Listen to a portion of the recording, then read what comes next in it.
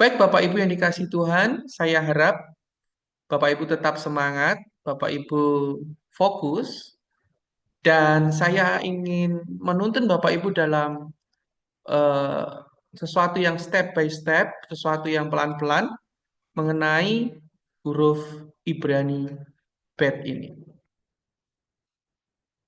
Malam hari ini kita akan memasuki sebuah misteri, sebuah pengertian mendasar dari huruf kedua alfabet Ibrani.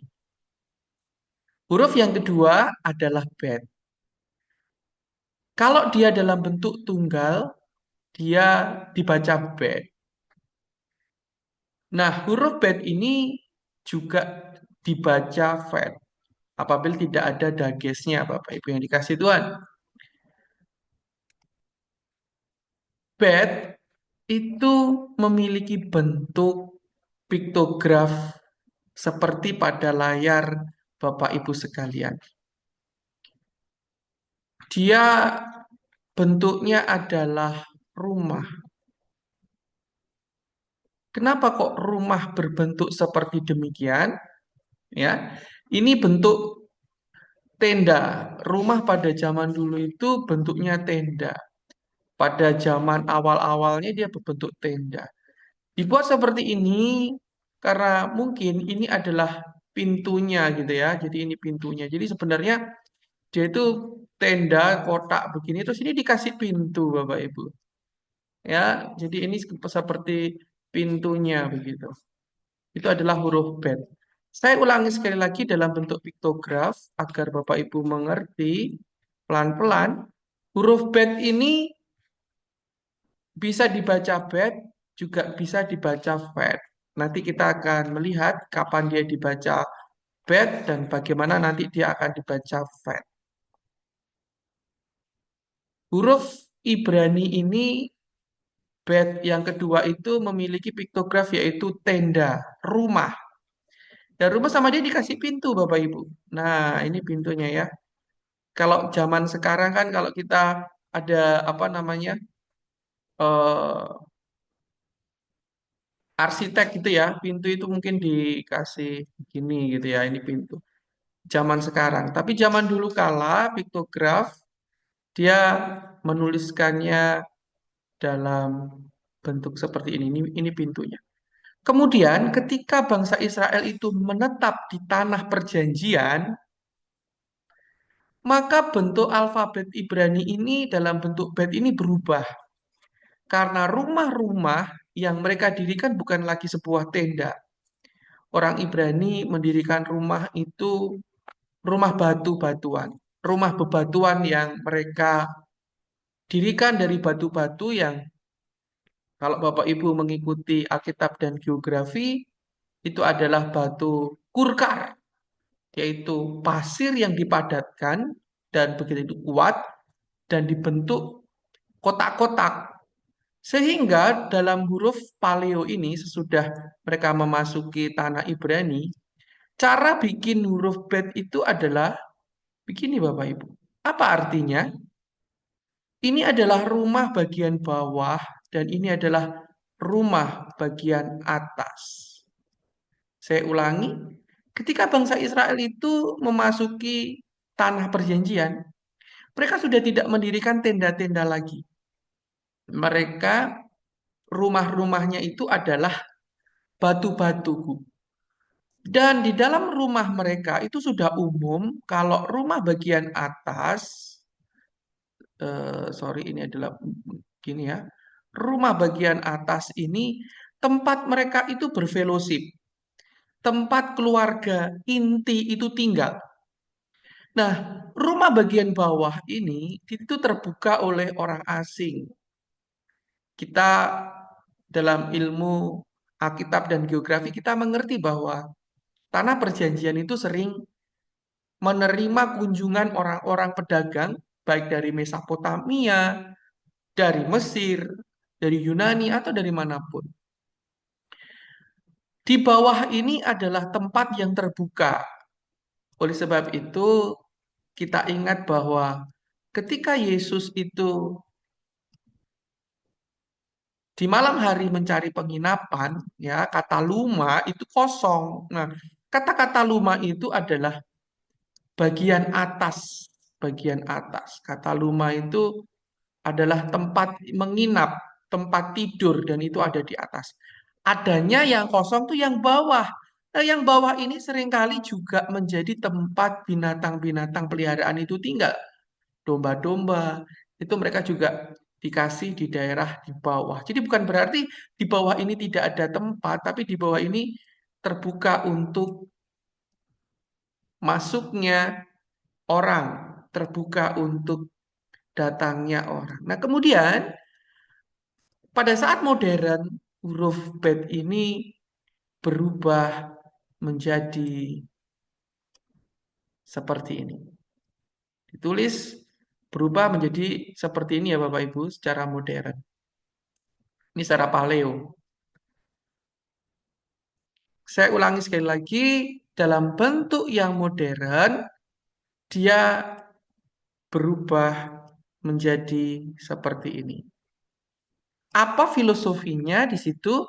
Mari kita bersama-sama belajar di malam hari ini. Saya ulangi sekali lagi, ini adalah huruf Bet yang juga dibaca Bet, nanti juga akan dibaca Bet. Nah, Bet itu melambangkan rumah, melambangkan tenda. Bukan cuman rumah, bukan cuman tenda. Huruf Bet ini juga melambangkan keluarga yang tinggal di dalam rumah. Ya, ini melambangkan rumah. Rumahnya mereka dulu itu adalah tenda. Rumahnya mereka dulu adalah berbentuk seperti demikian. Nah, apa arti daripada rumah? Dan huruf Bet ini dipilih oleh Hashem, dipilih oleh Adonai, dipilih oleh Ilham Roh menjadi kata pertama dalam Alkitab kita. Bereshit, pada mulanya. Pada mulanya, kenapa pada mulanya ada di dalam tenda? Nah, di dalam tenda ini semuanya itu bermula. Apa di dalam tenda ini semua bermula? Di dalam tenda inilah keluarga itu bermula. Bereshit, pada mulanya. Pada mulanya di dalam rumah semua bermula. Pada zaman dulu kala ketika ini tenda, ya tidak ada ruangan-ruangan khusus. Ya mungkin ada ruangan lagi yang mungkin menyekat ruangan yang paling dalam di sana ya Bapak Ibu ya. Ini saya gambarin lagi di dalam mungkin ada chamber begitu. Itu artinya bahwa di dalam rumah bertemulah laki-laki dan perempuan dan di dalam rumahlah permulaan reproduksi itu. Terjadi penciptaan, sebuah penciptaan keluarga.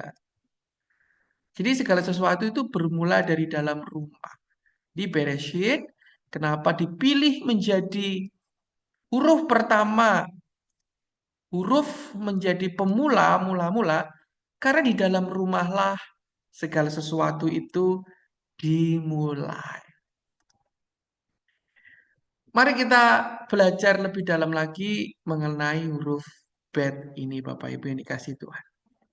Huruf Bet juga memiliki filosofi yaitu tentang dwelling, kebersamaan, kebersatuan.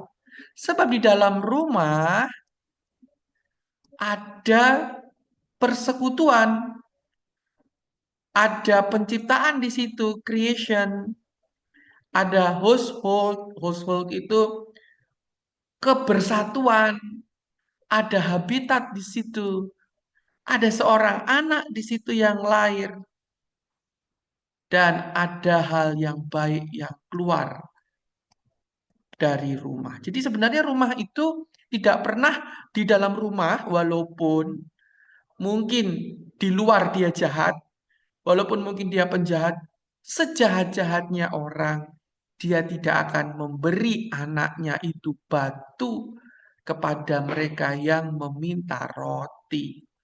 Jadi walaupun rumahnya itu rumah penjahat, gitu ya, Di dalam rumah inilah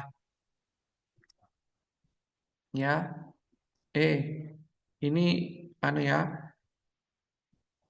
huruf yang kursiv ya. Di dalam rumah inilah segala sesuatu itu diciptakan.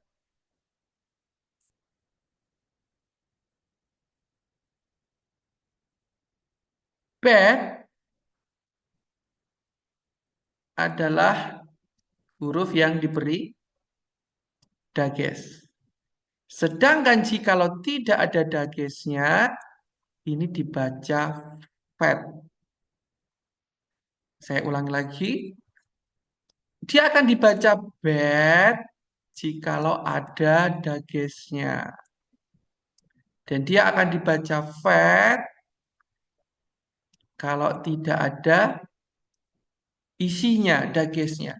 Saya ulangi lagi, sebab ini ada filosofi yang menarik di sini. Dia itu dibaca bed kalau dia ada isinya. Dia itu dibaca fat kalau tidak ada isinya. Apa maknanya? Nanti ya, saat sesi terakhir, saya akan bongkar apa yang digenapi Yesus di sini dalam huruf bet ini. Tapi Bapak Ibu tadi sudah mendengar di situ ada filosofi antara bet dan fen.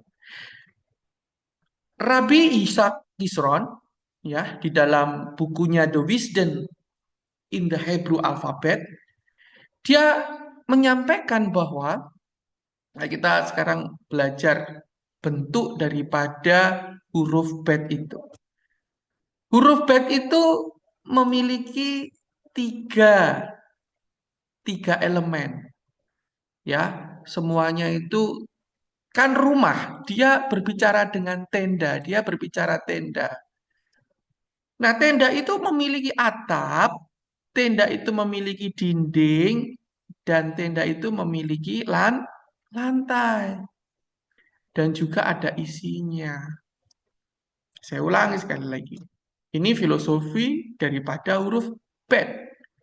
Huruf bet itu memiliki atap, memiliki dinding, dan memiliki lantai. Dibaca fat karena tidak ada dagesnya. Jadi inilah filosofi daripada huruf bet. Dia berlambang atap. Rumah itu perlu sebuah payung. Tidak cuma payung. Payung harus ditopang. Payung memerlukan penopang. Dan penopang harus memiliki landasan yang kuat. Kemudian barulah dia akan memiliki isi. Saya ulangi sekali lagi. Rumah itu harus memiliki atap dan payung di dalam rumah, payung entah itu suami itu memerlukan penopang. Penopang harus memiliki sebuah dasar yang kuat. Baru ada isinya. Begitu Bapak Ibu, filosofi daripada huruf Ibrani ini. Nah, bentuk huruf bet memiliki struktur rumah bukaan di sisi kiri, mencerminkan keterbukaan menuju dunia luar.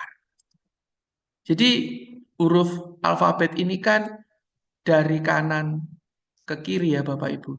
Jadi dia memiliki menghadap. Jadi ini ada ruangan yang menghadap, pintunya terbuka di sebelah kiri. Itu artinya apa?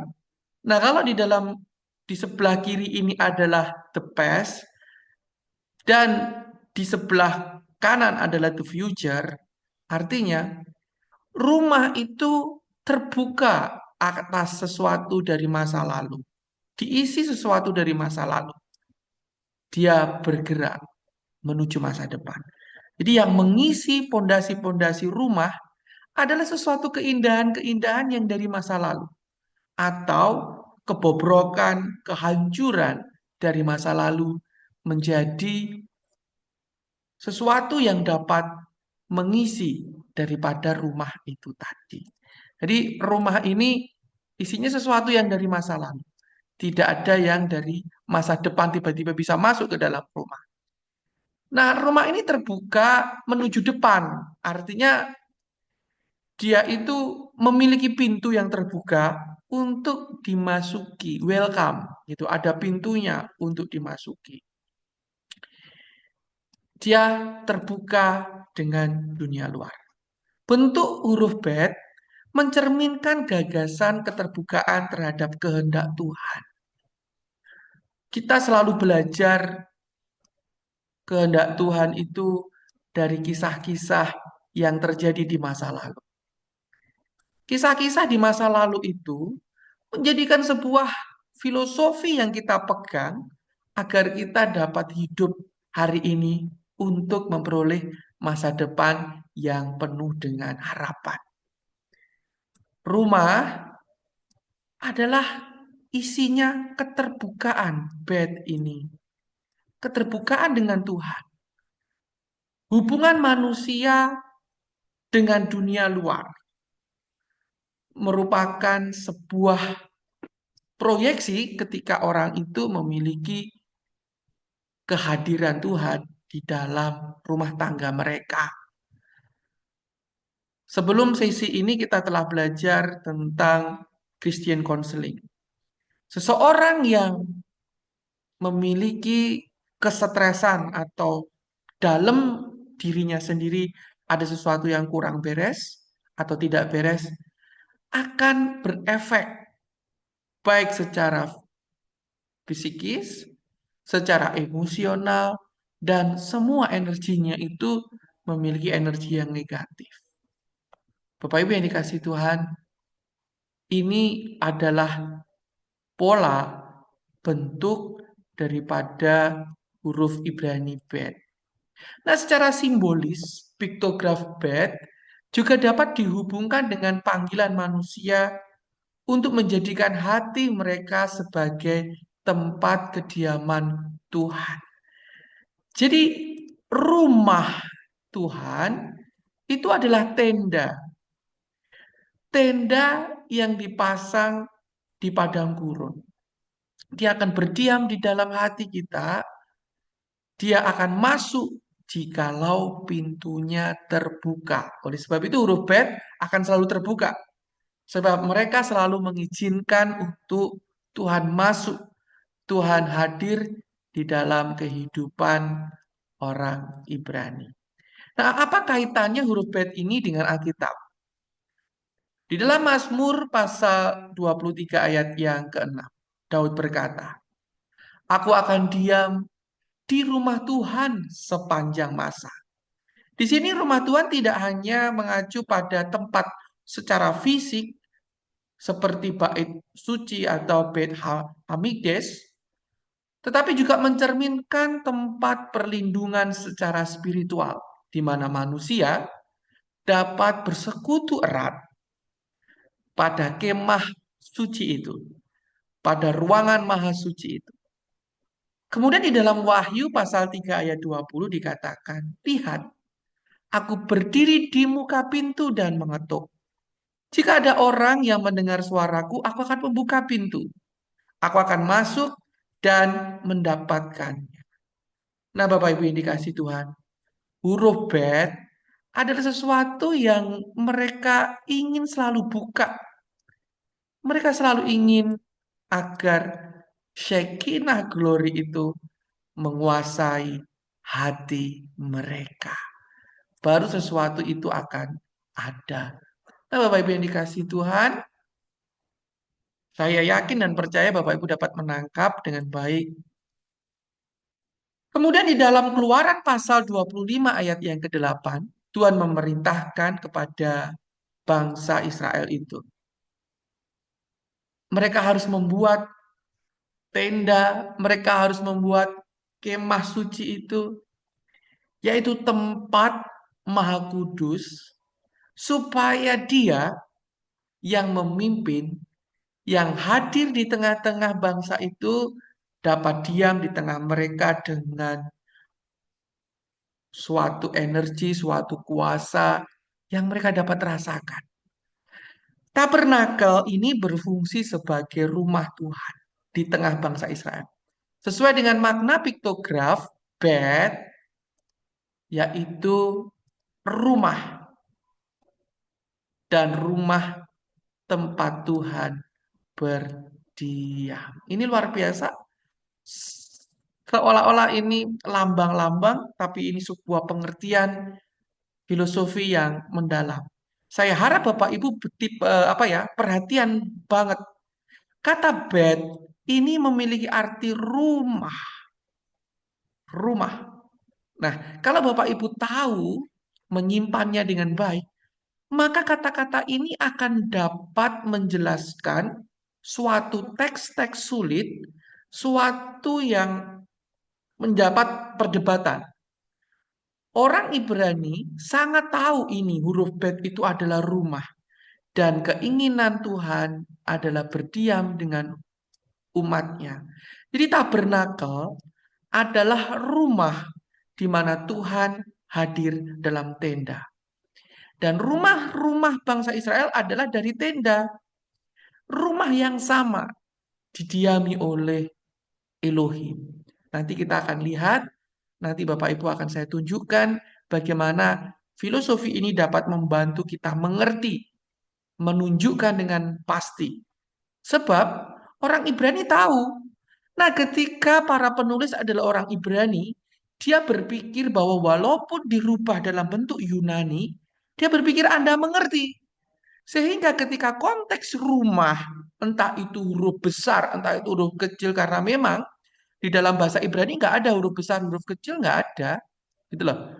Ketika itu berubah dalam penyederhanaan suatu kata rumah, Anda akan tahu posisi letaknya itu ada di mana dalam teks itu. Nah, baik, kita akan lanjutkan.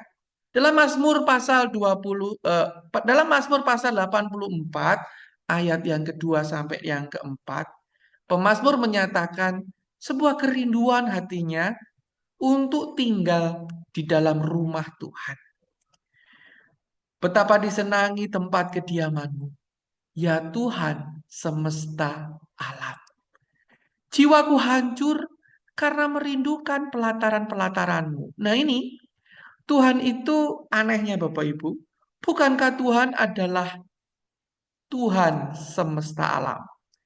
Dia yang menciptakan semesta lebih besar daripada seluruh semesta. Tetapi kenapa dia ingin menempatkan dirinya dalam sebuah bentuk fisik yang begitu rapuh, yang begitu kecil, yang adalah tenda?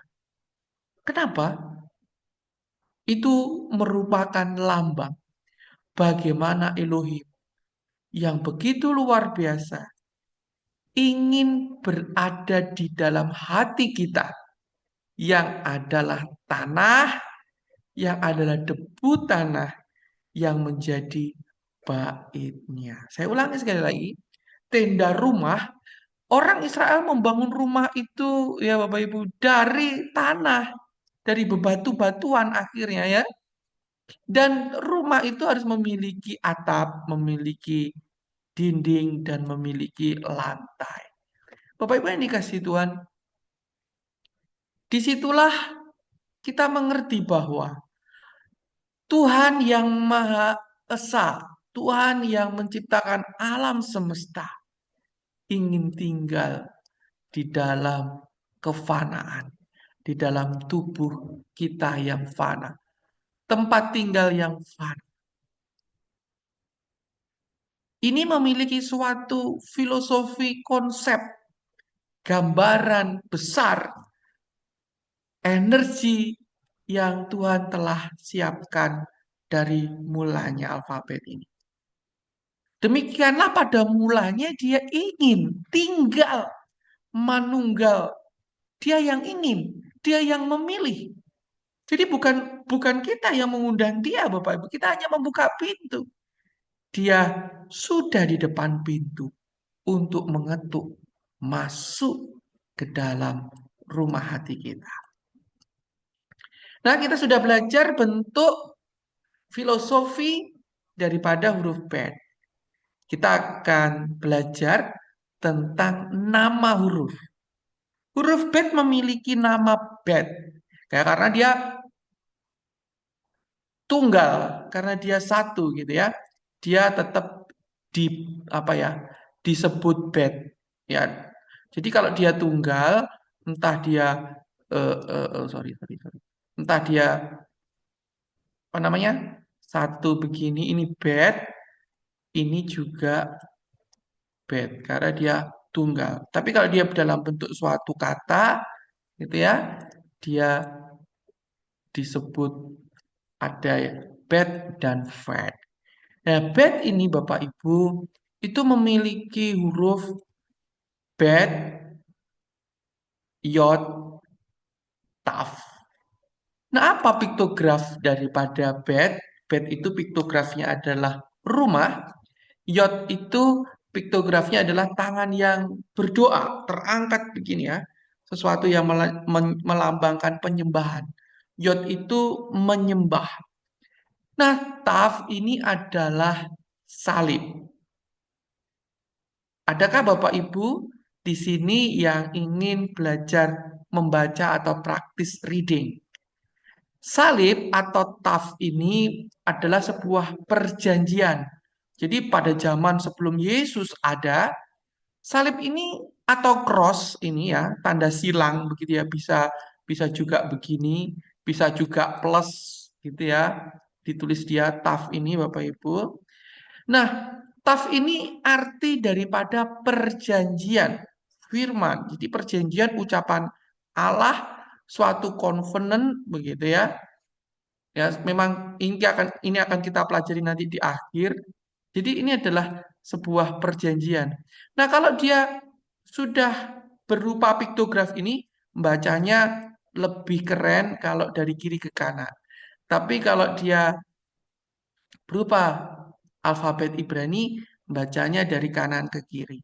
Saya persilakan jikalau Bapak Ibu sekalian mau membaca piktograf dari kiri ke kanan. Ada Bapak Ibu? Saya persilakan.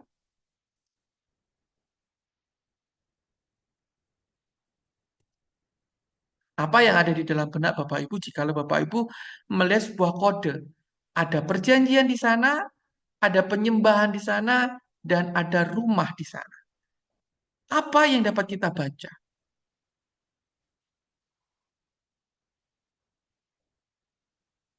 Perjanjian diperoleh orang yang menyembah dengan segenap hati. Bisa macam-macam presentasinya ya Bapak Ibu ya, macam-macam sesuai dengan ininya. Tapi kalau saya membacanya, sebuah perjanjian, firman, katakanlah firman Tuhan, akan masuk ke dalam, akan diterima oleh orang yang benar-benar menyembah Tuhan. Yang tangannya benar-benar terangkat, yang memenuhi seluruh hatinya. Jadi bab ini berbicara bagaimana Shekinah glory itu dapat masuk ke dalam diri seseorang apabila seluruh hatinya ini dipenuhi oleh penyembahan dan tertuju kepada firman. Itu kunci daripada Shekinah glory itu masuk ke dalam diri seseorang. Jadi ini sudah ada kodenya bagaimana Shekinah glory itu masuk ke dalam hati Anda apabila firman itu Anda sembah. Apabila keberfokusan Anda ada di dalam salib mengosongkan diri. Kemudian Shekinah itu akan masuk ke dalam rumah hati Bapak Ibu sekalian. Kata bed ini dalam bahasa Ibrani adalah rumah, kediaman, tempat tinggal. Nah, namun maknanya itu memiliki suatu makna yang lebih luas. Memiliki apa ya? Berbagai penggunaan dalam Alkitab kita dalam bahasa Ibrani yang modern ini. Saya akan tunjukkan. Bait itu juga berbicara tentang rumah secara fisik ya Bapak Ibu. Beit katan, rumah kecil. Katan itu kecil, gadol itu besar. Nah, beit katan, rumah kecil, rumah sederhana. Dia berbicara rumah secara fisik. Nah, kemudian bait hamikdas. Hamikdas itu adalah tabernakel, itu adalah apa ya? Rumah apa? Bait kudus gitu ya. Tempel apa ya? Tempel bait kuil suci ya, kuil bait Allah. Jadi dalam pemikiran kita, kalau kita berpikir orang Indonesia ini dalam kebudayaan orang Indonesia, mungkin kuil, tempel, tempat penyembahan kepada Allah itu bukanlah rumah secara fisik gitu loh. Itu bukan rumah dan itu tidak bisa diparalelkan, itu tidak bisa disejajarkan gitu ya. Dalam pengertian kita karena rumah Allah itu adalah gereja, mungkin tempat ibadah gitu di mana Tuhan ada di sana gitu ya. Dan itu bukan rumah secara fisik. Ya, nanti kita akan lihat apa yang terjadi. Kemudian Bait Daud, Bait David gitu ya, Bait Daud, rumah keluarga Daud. Jadi rumah itu juga bisa menunjuk kepada keluarga, rumah tangga. Jadi rumah Abraham. Nah, rumah Abraham itu isinya ya Ismail, Iska gitu ya, dan anak-anak yang lain. Rumah Yakub, lah isinya banyak. Ini rumah Daud. Ya, itu adalah keluarga Daud. Atau dia bisa jadi Beth Shefer. Beth Shefer itu sekolah ya. Rumah buku, rumah pengajaran. Beth Shem. Beth itu rumah. Pengajaran Shem. Jadi Beth Shem, Beth Shefer. Itu jadi sekolah itu juga disebut Beth. Kenapa?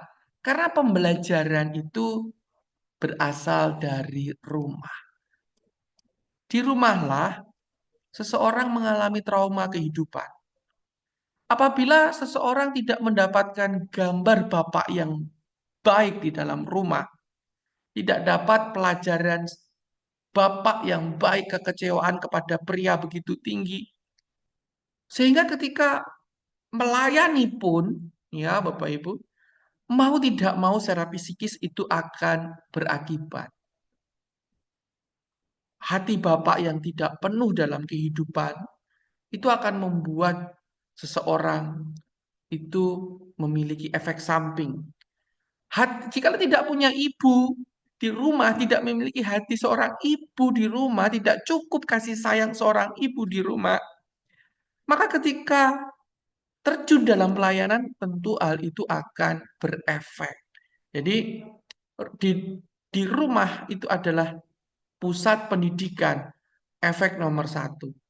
Dan kemudian ada Beit Keset atau yang disebut dengan sinagode.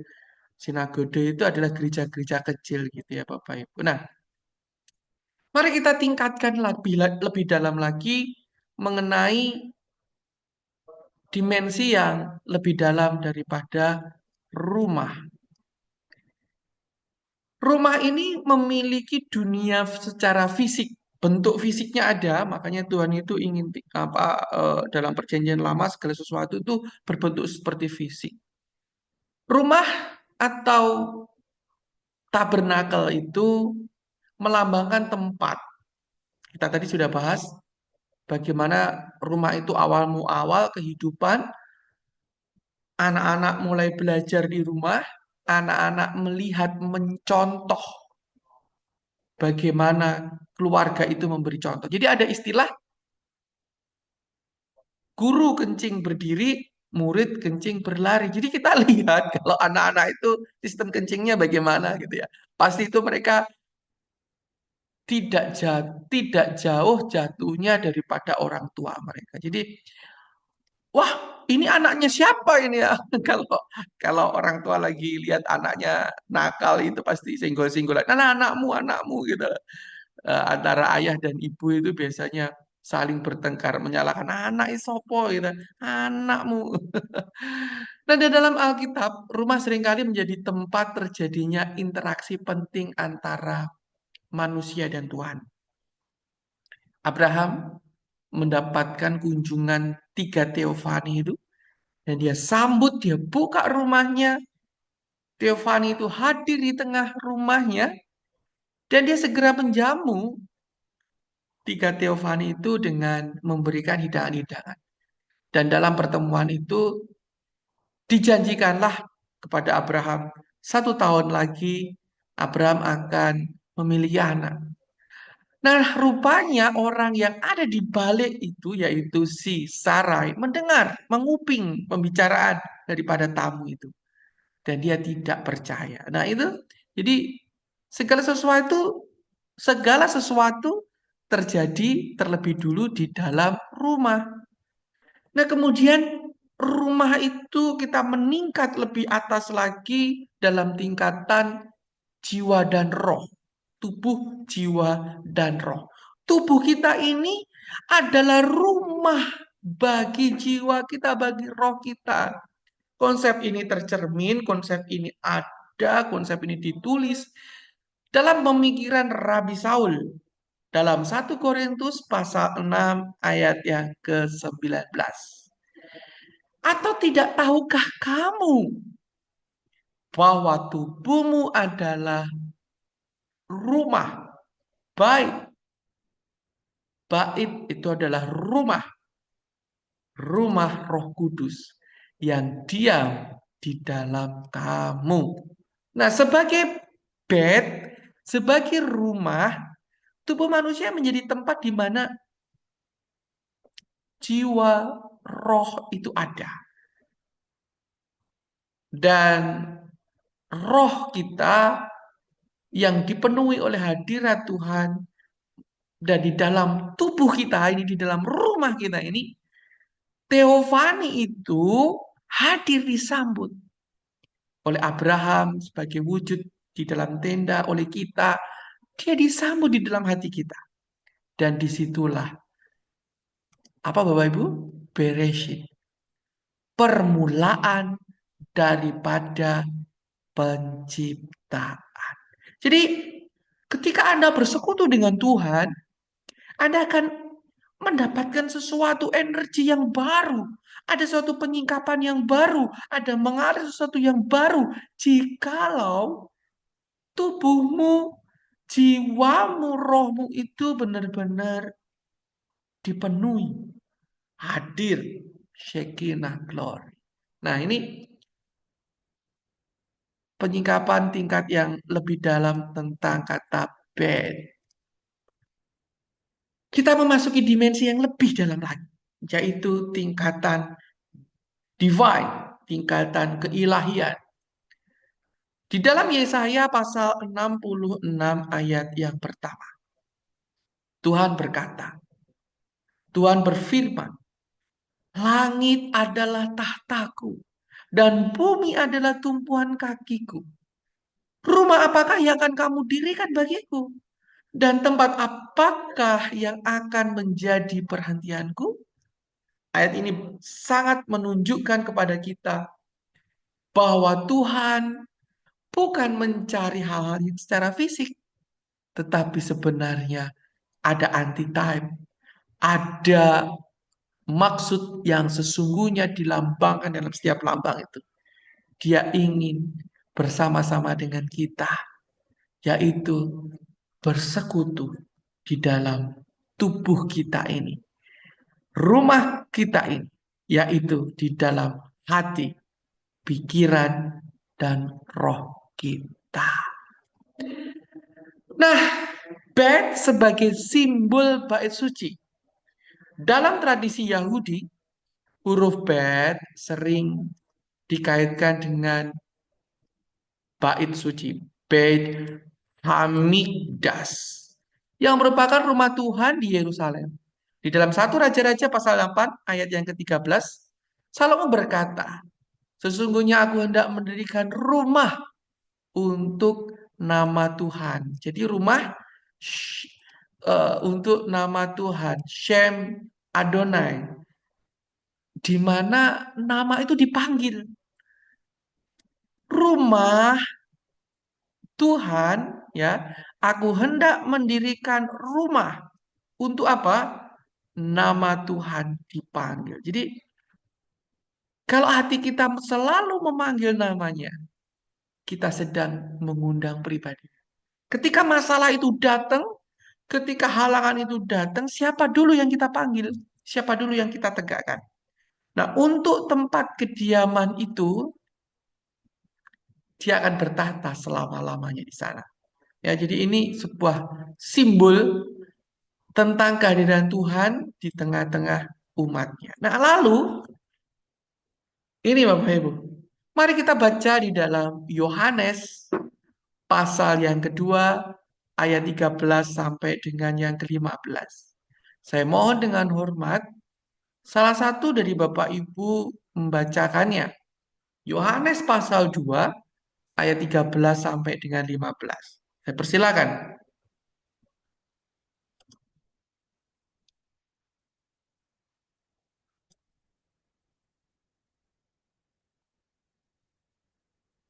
Yohanes pasal 2 ayat 13 sampai dengan 15. Silakan Pak Markus. Firman Tuhan, Yesus menyucikan bait Allah. Ketika hari raya Paskah, orang Yahudi sudah dekat. Yesus berangkat ke Yerusalem. Dalam bait suci didapatinya pedagang-pedagang lembu, kambing domba dan merpati, dan penukar-penukar uang duduk di situ. Ia membuat cambuk dari tali, lalu mengusir mereka semua dari bait suci dengan semua kambing domba dan lembu mereka. Uang penukar-penukar dihamburkannya ke tanah, dan meja-meja mereka dibalikannya. Kepada pedagang-pedagang merpati ia berkata, ambil semuanya ini dari sini. Jangan kamu membuat rumah Bapakku menjadi tempat berjualan. Terima kasih Pak. Jangan kamu membuat rumah Bapakku. Bapak Ibu, ini kasih Tuhan. Dalam versi yang lain, Yesus berkata kepada orang banyak itu, rumahku akan dijadikan, bukankah ada tertulis bahwa rumah Bapakku adalah rumah apa? Do, doa. Tapi kenapa kamu itu menjadikan sarang penyamut? Kalau Bapak Ibu dengan detail membacanya, Bapak Ibu akan tahu seperti yang murid-murid alami. Ketika Yesus marah, dia telah menyederhanakan. Apa yang disederhanakan oleh Yesus dari perkataannya? Apa? Rumah Bapa. Jadi bait Allah itu dijadikan kata rumah Bapa. Yesus marah-marah di sana dan dia bilang, kenapa engkau menjadikan rumah Bapakku ini menjadi sarang penyamut? Terkejutlah para murid-murid ketika melihat hal ini. Bukankah bait suci itu adalah rumah yang maha tinggi, rumah yang maha agung, yang tidak bisa sebenarnya dibendung dan rumahnya begitu megah.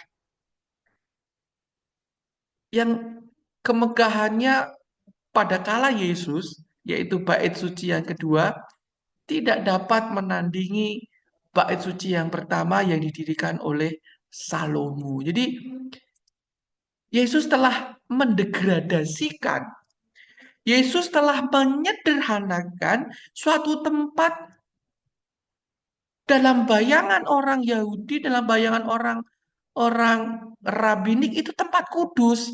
Orang-orang pun tidak dapat masuk. Imam pun secara khusus adalah imam besar yang masuk ke sana. Kenapa Yesus seolah-olah mengatakan itu rumahnya dia gitu loh. Emang bapaknya dia siapa? Ini kurang ajar banget. Manusia ngomong Allah itu bapaknya, maksudnya dia adalah anak Allah gitu kan. Itu sangat menyakiti dalam teologi atau pandangan para rabi. Tetapi murid-murid mengerti. Dia mengerti bagaimana Yesus telah menyederhanakan Beit Hamikdas menjadi rumah dalam bentuk kecil, rumah kecil, tempat kediaman seolah-olah manusia adalah seolah-olah apa ya, Yesus itu ya ini lagi seolah-olah sorry sorry sorry Yesus itu sesuatu yang keluar daripada rumah. Dan itu sebenarnya memang benar. Ini adalah orang, adalah son. Bed ini sesuatu yang dihasilkan. Jadi Yesus ngomong, rumahku, rumah Bapakku, ya, ya. Kenapa kamu itu membuat rumah Bapakku menjadi sarang penyamun? Nah, ini ada anaknya di sini yang keluar, sesuatu yang di dalam. Ya,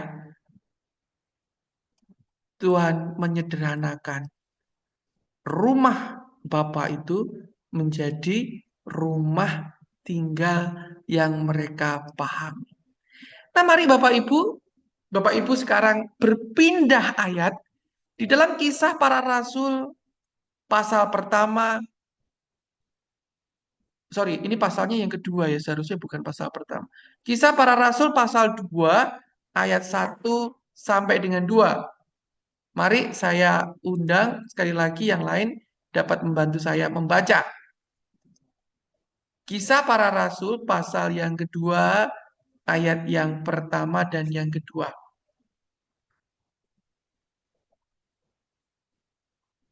Silakan Pak David. Ya, eh, Kisah Para Rasul pasal 2 ada yang pertama sampai yang kedua, Pentakosta. Ketika tiba hari Pentakosta, semua orang percaya berkumpul di satu tempat. Tiba-tiba turunlah dari langit suatu bunyi seperti tiupan angin keras yang memenuhi seluruh rumah di mana mereka duduk. Terima kasih. Nah, Bapak Ibu semua ini pasti ambigu. Seluruh rumah. Ini emang rumah apa? Makanya kalau nggak ngerti apa ya bahasa Ibrani atau filosofi Ibrani dengan baik, dia itu bingung. Saudara tahu apa yang dimaksud rumah ini? Apa ini? Kalau Bapak Ibu sudah mengerti tadi, ini mana ini? Apakah ini loteng Yerusalem? Siapa yang Bapak Ibu yang mengira bahwa Pentakosta itu terjadi di loteng Yerusalem? Karena semuanya itu ngomong ayat 1 ini, loh bukankah mereka semua disuruh berkumpul Pak di loteng Yerusalem gitu ya. Sehingga ketika seluruh rumah ini image-nya itu adalah loteng Yerusalem. Kata kuncinya mungkin ya nanti akan saya beri. Tapi saya ingin tahu deh, menurut Bapak Ibu kata rumah itu di mana? Saya persilakan. Boleh sembarang, nggak ada yang salah di sini kita apa ya eh, saling berbagi aja. Ketika Nats itu ngomong rumah, nah itu ditulis dalam huruf kecil karena memang Lukas ingin benar-benar menunjukkan ketika Yesus itu dari yang besar ke kecil, suatu perpindahan dari besar ke kecil, dia masuk ke tempat yang kecil. Saya persilahkan, ada yang ingin memberikan pendapatnya? Rumah itu di mana? Seluruh rumah itu mana? Loteng Yerusalem kah? Saya persilahkan. Ayo Bapak Ibu.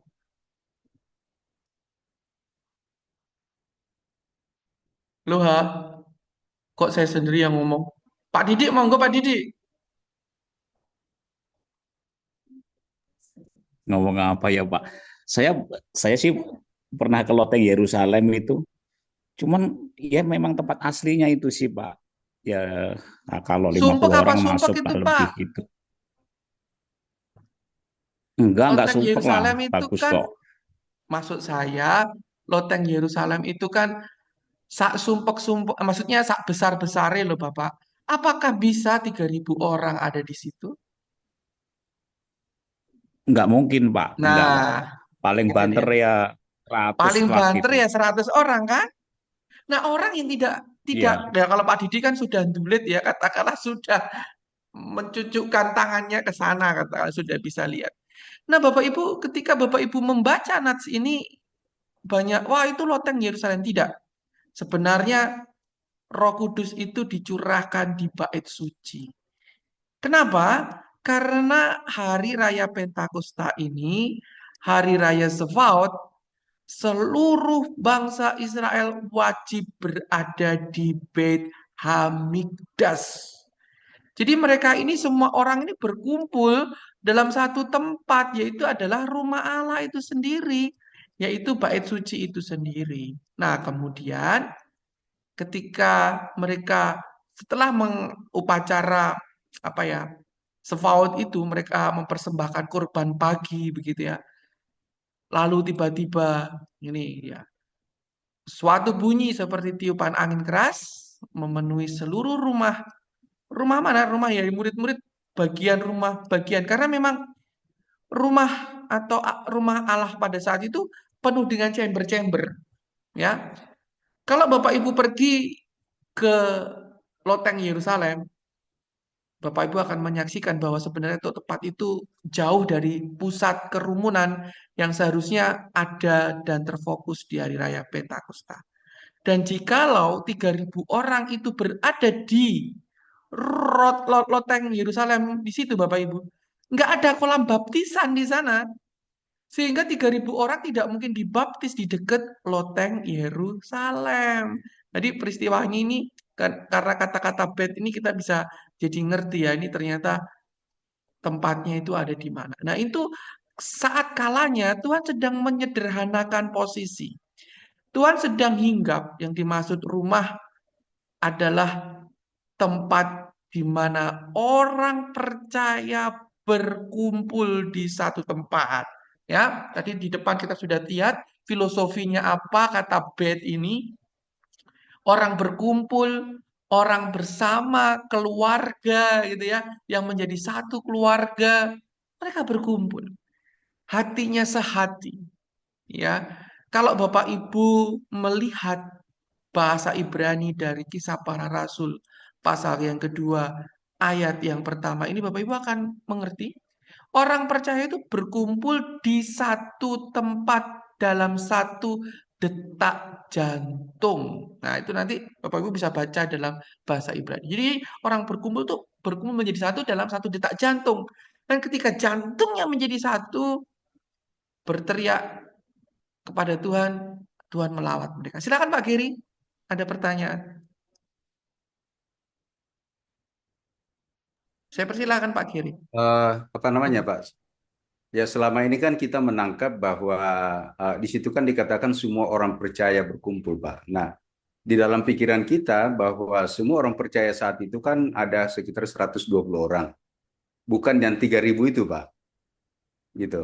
Berkumpul di satu tempat. Nah ya apakah maksudnya semua orang percaya ini termasuk daripada 3.000 itu dari berbagai macam suku bangsa yang dari berbagai macam bangsa datang berkumpul di Yerusalem atau yang 120 orang murid itu, Pak? Kata kuncinya sangat jelas ini Pak Giri. Coba Bapak Giri baca di dalam Kisah Para Rasul ayat pertama. Ini kata kuncinya sangat jelas ini, jelas sekali. Ketika tiba hari Pentakosta. Nah ini kata kuncinya di sini. Hmm. Kemudian Bapak Ibu bisa lihat apa sih adat istiadatnya mereka ketika hari Pentakosta itu digelar. Peristiwa Paskah, peristiwa Sefaut, peristiwa Sukot, tidak dirayakan dimanapun kecuali di dalam bait suci. Nggak ada mereka berkumpul di Mas, walaupun mereka berkumpul berdoa di satu tempat, tetapi ini the time is coming. Jadi ini petunjuk yang sangat jelas ini. Jadi Alkitab menerangkan Alkitab. Bisa ditarik konteks jauh, bisa ditarik konteks dekat. Jadi kata konteks dekatnya ini yang lebih otentik. Ketika tiba hari Pentakosta, semua orang tentu harus berkumpul di dalam bait Allah. Untuk apa? Doa pagi. Nah, hari raya Pentakosta ini mereka itu harus mengadakan ibadah ketika matahari itu mau terbit. Jadi sekitar jam 4 pagi gitu ya. Jam 4 dini hari mereka tuh sudah berkumpul di sana.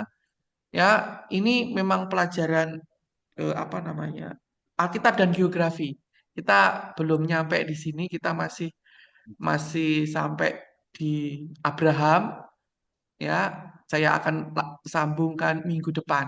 Saya akan simpan apa pertanyaan Pak Giri ini pasti nanti akan saya jawab dan saya akan pertajam. Saya tidak akan melebar kemana-mana, kita akan berfokus apa yang ada di dalam huruf bet. Nah, Bapak Ibu yang dikasih Tuhan, kita akan memasuki angka huruf bet yaitu 2. Nah, angka 2 ini angka spesial. Apa spesial angka 2, Bapak Ibu?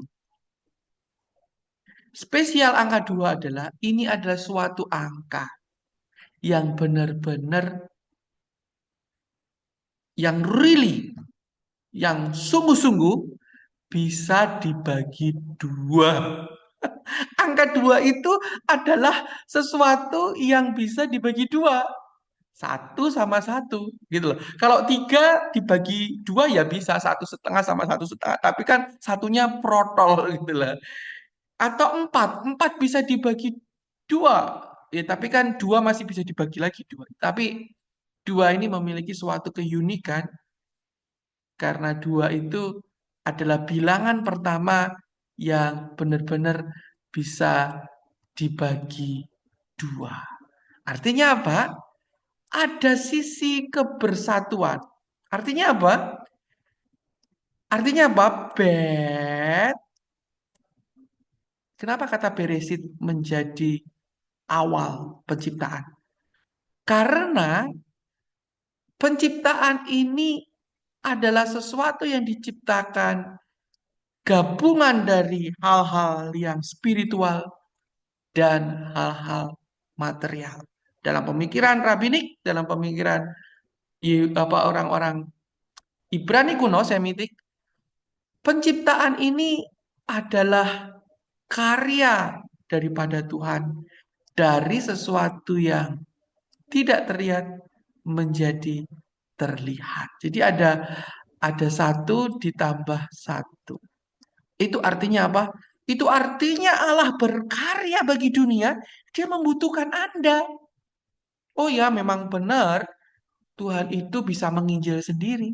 Tuhan bisa seringkali juga melalui penampakan, melalui mimpi, dia menginjil. Hal itu karena kita yang disuruh nggak pergi-pergi. Dia bisa memakai batu untuk berbicara. Tetapi kebanyakan dia akan meminta manunggaling kita dengan Tuhan. Di mana kita mengosongkan diri dan dia benar-benar ada di dalam di situ. Disitulah akan ada ciptaan baru.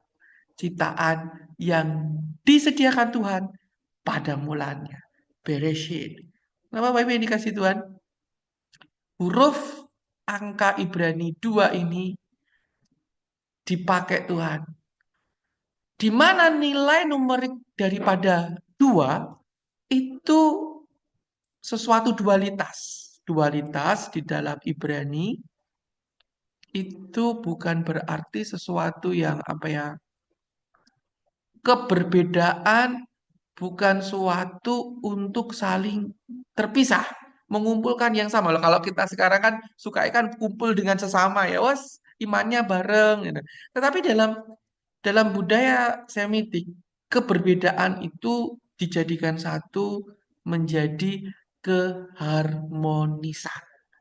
Langit dengan bumi, Tuhan dengan manusia, tubuh dan jiwa. Nah, dalam konteks Alkitab, dualitas ini dapat dilihat di dalam kisah penciptaan yang ada di dalam Kejadian pasal yang pertama. Di mana Tuhan, Bereshit bara Elohim et Ashamaim et HRS. Di mana Tuhan itu menciptakan langit dan bumi. Sebuah entitas yang tidak terlihat menjadi sesuatu yang terlihat. Di mana entitas yang terlihat mempengaruhi sesuatu yang tidak terlihat. Oleh sebab itu ada tertulis, apa yang kita ikat di bumi terikat di surga. Apa yang kita lepaskan di surga terlepas di bumi. Nah, ini wujud daripada filosofi huruf B. Apa yang terjadi ketika dia menggenapi di sini? Pak, kemarin itu kan, ini kan berarti 3, kok bisa jadi 2, Pak? Bapak Ibu yang dikasih Tuhan. Bet itu terdiri dari 3 vav. Vav yang di atas, vav yang di bawah, yang di samping sebagai tembok, dan juga vav yang di bawah sebagai lantai. Dan ini ada dagisnya. Saya ulangi lagi, huruf bet itu terdiri dari 3 huruf vav. Vav yang di atas, vav yang jadi dinding, dan vav yang ada di bawah. Vav itu apa? Vav itu paku. Nah, kalau Bapak Ibu lihat, berapa banyak paku yang ditancapkan di tubuh Yesus? 1, 2, 3.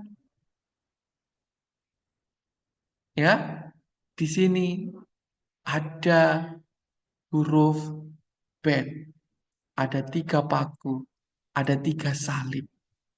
Ya Bapak Ibu yang dikasih Tuhan, ini kode-kode gematria, kode-kode yang apa ya? Yang tersembunyi. Kode tersembunyi lagi adalah apa Bapak Ibu? Bet, ada daggetsnya.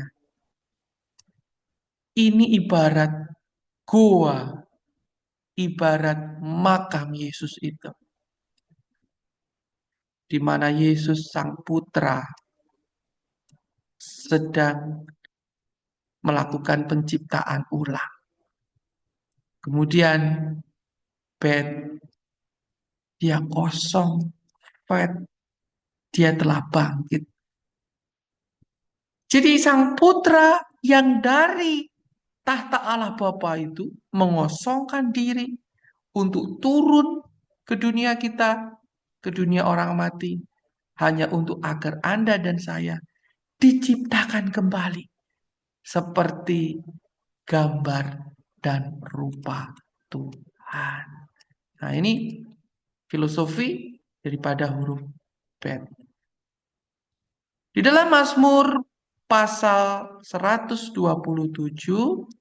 ayat yang pertama tertulis, jika bukan Tuhan yang membangun rumah, sia-sialah usaha orang yang membangunnya.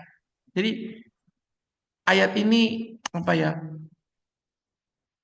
Mencerminkan bahwa rumah fisik maupun spiritual hanya memiliki makna jika dibangun dalam hubungan dengan Tuhan. Jadi sia-sia orang itu mau masuk surga dengan kekuatannya itu nggak bisa. Mencari Tuhan dengan kekuatan tidak bisa. Hanya bisa terjadi jikalau karena Yesus sendiri, Sang Anak itu, membangun rumah.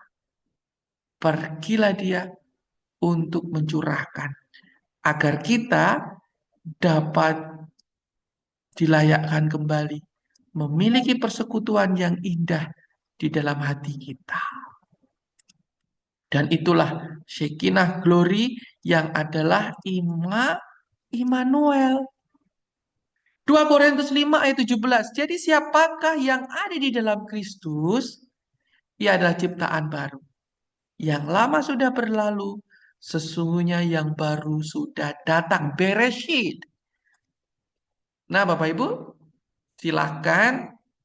Saya sudah membagi kepada Bapak Ibu sekalian sebuah pattern hafalan. Saya yakin Bapak Ibu dapat menuliskannya itu daripada bed. Jadi macam-macam ya. Bapak Ibu bisa begini ya, atau Bapak Ibu bisa mengikuti pattern tersebut. Ini adalah fat yang fat berbentuk demikian.